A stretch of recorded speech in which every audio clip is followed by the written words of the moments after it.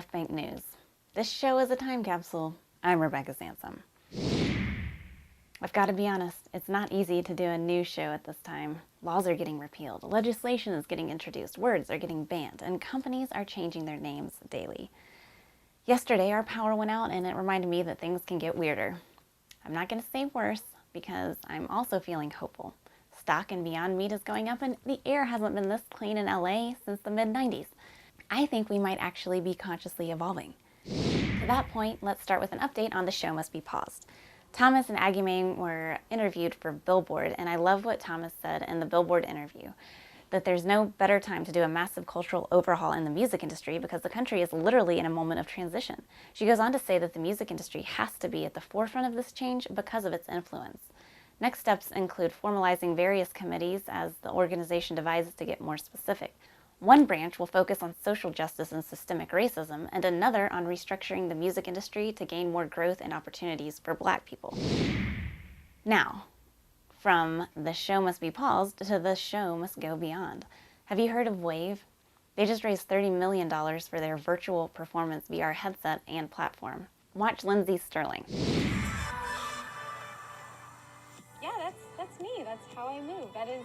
That's me performing, and I got to experience it with people around the world. To feel their energy, even from a virtual screen, was really cool.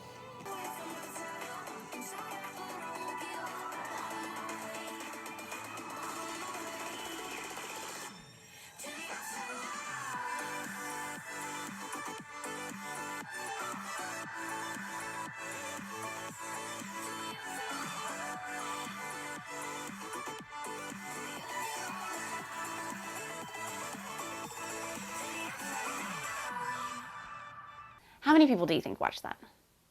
You guessed it, 400,000. That is almost 500,000. During the lockdown, they decided to semi-pivot to being a performance production tool so you can use content in music videos and social posts. The fan interaction is very futuristic. What a bizarre time to be alive. On one hand, we've got all of this exciting technology, and on the other, we're dealing with civil rights issues that never got solved from the past.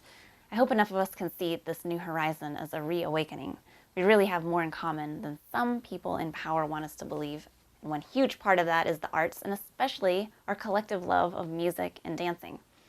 I want to vote for a president that throws a huge virtual dance party on Wave for their inauguration. Don't you? We came across an enlightening panel on the current situation entitled Racism in the Punk Alternative Scene on Emo Knight's YouTube channel. Jason Avalon from Fever 333 said what's happening right now isn't enough, and the platform should take more risks. He applauded Emo Knight for having them on to be so candid about what's happening. If you want to technically speak, there was an onset of whiteness once we were assimilating people of color into religions in order to obtain more power. And then we called it race so that we could then bifurcate them from what it was to be a Catholic or Anglo-Saxon derivative part of a religion. So when I say whiteness or white, I'm not necessarily speaking directly to the color of your skin, just as much as when I say black or blackness. These are ideas. I focus more on the culture, and I focus more on what has been granted or accumulated by said culture by way of a system, which is what Sky mentioned earlier. But I think that seeing the idea of whiteness almost risk its own privilege at times, I've just never seen it before. I'm not like this. I really haven't. I may have seen it in piecemeal. I may have some friends or seen on a couple motivational videos on the internet, like, oh yeah, this white person came to the hood and did this thing, did some push-ups. That's never been enough for me. And I'm just gonna keep it 100 for everybody right now. Like, that's never been enough for me. Emo Knight has a platform that they created, and they have a space that they created, and they're in a lot of ways taking a risk having us on here, allowing us to talk our shit. We need to do more of this. You know what I'm saying? If you got a platform and you really believe in change and you really believe that this is a holistic sort of advantage that we can all benefit from if we all want to come together, then you got to take more risks. You know what I'm saying? And that's what I believe, is I believe that right now I'm seeing people take more risks, but I got to keep it 100 because I can't be afraid to look like angry Black guy no more. I encourage you to listen to the whole important conversation. Show notes for the link. It's Indie Week, which means I'm probably in a panel while you're watching this, and it probably has something to do with navigating the music industry during a pandemic, because most of the panels are called Conversation COVID. But the keynote on day one will be given by Ann Del Castillo from the Mayor's Office of Media and Entertainment. I've got to be honest and say I'm most excited about having a virtual one-on-one meeting with Jennifer Massett from Spotify. You know why? Because Blonde Records is officially a thing. And we'll be putting out Celeste Krishna's single Wannabe on July 17th. We'll have her on soon to do a preview. Really excited. What's that? Sorry, I'm getting news from my producer. Okay. Breaking news.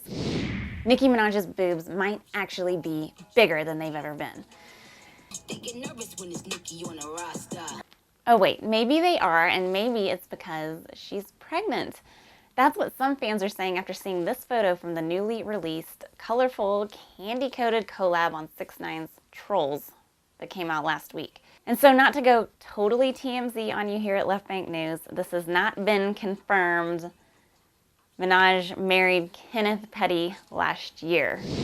Travis Scott is getting sued over his major hit, Highest in the Room. This happens a lot. And if you are an emerging superstar, you may be wondering if there's anything you can do to avoid lawsuits if you blow up. Here with more is our very own entertainment lawyer, Michael Lawrence. Thanks, Rebecca. What's up, Left Bank News? Now, plaintiffs are suing for actual damages and profits. They are represented by Richard S. Bush, who infamously was part of the team that successfully sued Pharrell and Robin Thicke in the Blurred Lines case. Now, what can you do to prevent being the next Pharrell, the next Robin Thicke? There are some simple guidelines you can follow. Know who the songwriters are and know the percentages that each songwriter contributed in the song in question. The second thing you could do is that if you want to get licenses for those samples used, what you can do is hire a good producer and get as close to the sound that you want on that recording. Third thing you want to do is register each copyright. Registering a copyright allows you to sue someone for infringement and get statutory damages. And finally, if you are going into any kind of meeting for collaboration, you want to present an NDA to the party that's listening to your finished materials. These general guidelines are just that. They are general information and are not legal advice. It's only legal advice when you hire me to address your legal needs. And you could go to MikeLawrenceLaw.com to do so. Again, this is Mike Lawrence for Left Bank News. How informative and cool was that? That might need to be a weekly edition, Michael. Maybe? Oh, more breaking news. 2 companies have changed their names because of the recent movement to wokeness. The record label One Little Indian has officially changed their name to One Little Independent. And the electronic label Whities changed their name to AD93. Additionally, the Grammys renamed the Best Urban Contemporary Prize to Best Progressive R&B Prize. Harvey Mason Jr., interim CEO of the Recording Academy, said new rules and guidelines have been introduced to ensure the Grammy Awards are inclusive and reflect the current state of the music industry. I've got an idea. Why don't they really get with the times and rename all of the categories to Spotify playlist names? So instead of Best Rap Album, it could be, and the winner for the best of If It Wasn't for Gucci is Goldilocks. Speaking of blonde artists, Elisa Keeler dropped a video series offering this week, and she's here to tell us more. Thanks, Rebecca. I'm excited to share with you my new offering that's based on 17 years of being a professional voice coach. There are 15 vocal exercises that build on each other. There are 6 talks on singing and performance with self-reflection exercises that you can engage with. And there are 4 songs with practice tips that will help you bring your songs to life. Thanks, Elisa. She's seriously the best vocal coach, and now you can take her course online. Halsey has launched the Black Creators Funding Initiative to help amplify the work of Black creators. She said she's launching it to give funds, resources, and a platform to Black creators. Black creators can use the hashtag BlackCreatorsFund to show Halsey their work on Instagram and Twitter. And non-Black people can use the hashtag to tag their favorite Black creators like Kristen Potter and Shay Newguide. Have you been frustrated that there isn't an IMDb for music? Well, you've just been living under a rock because Jaxsta has existed for a while.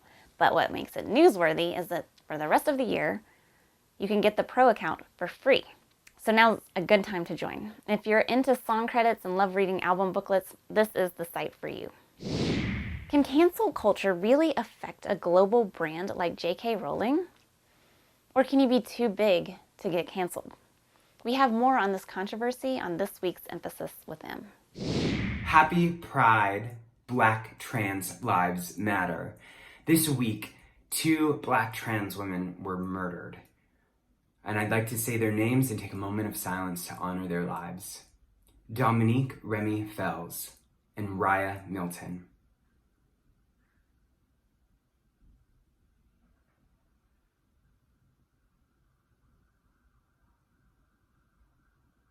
May your beautiful lives be forever remembered.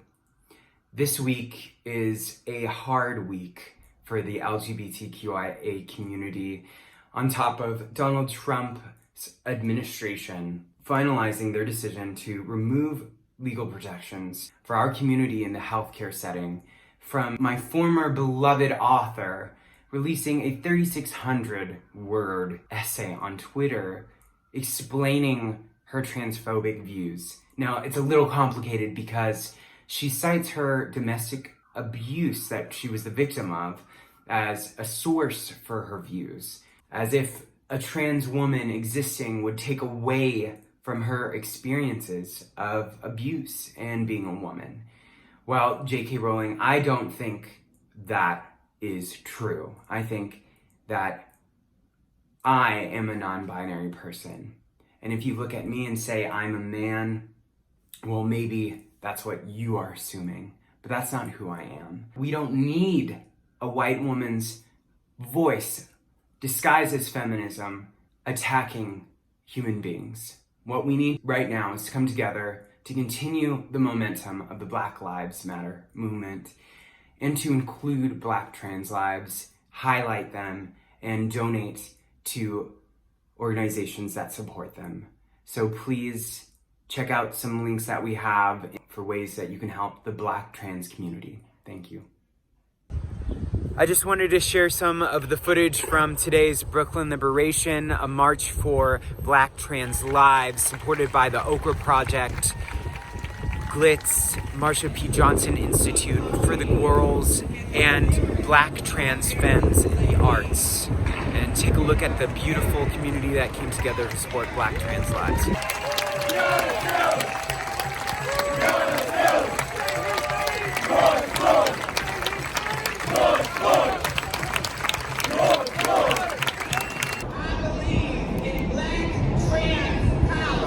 I believe in Black trans power.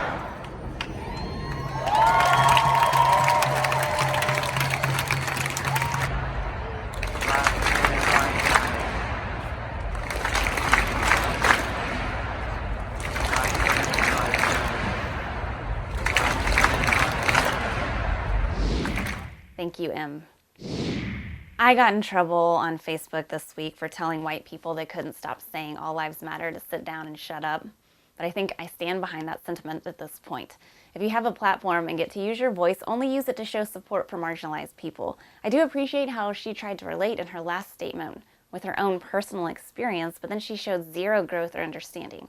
So JK, sit down and shut up. And might I add, listen. For our Pride performance this week, we have J. Roy with their new age war chant, Zombie Zaddy. Hey Rebecca, this is my newest single, Zombie Zaddy. In sync with universe, divine in time, and yeah, jump, jump, rebel, they're ringing bells, it feels like hell, but oh well. The sirens wailing, it's all up in my head. Hey, what's up? It's Jeroy's Jada. Thank you for tuning in and turning up. You just heard the newest single of mine, Zombie Zaddy. You can hear that on SoundCloud. Happy Pride. My new single is out, the video is out. Go love yourself and then show that love to somebody else. One of my first impressions of J-Royce was thinking they called me a pussy in the DMs. I was like, did you just call me a pussy? And they were like, no, why would I do that? And I was like, that's what I was thinking. And yet here we are. Have y'all heard George Floyd's mixtape with DJ Screw? It's on Bandcamp, and 100% of the proceeds are going to benefit his daughter, Gianna. Are there any Schitt's Creek fans out there? Any Mariah fans? Both? Look inside you and be strong, and you'll finally see the truth, that a hero lies. A hero lies, a hero lies, a hero, that a hero lies in you.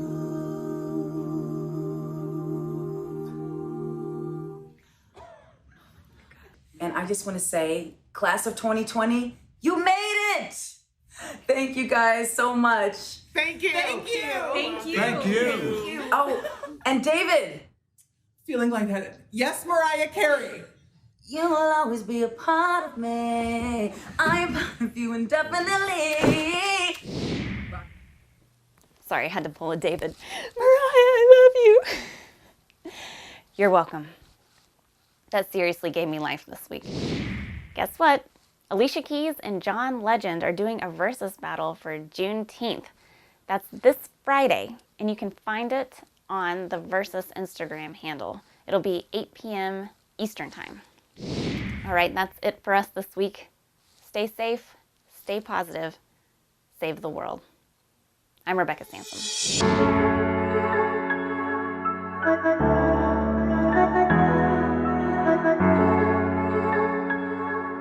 Bye.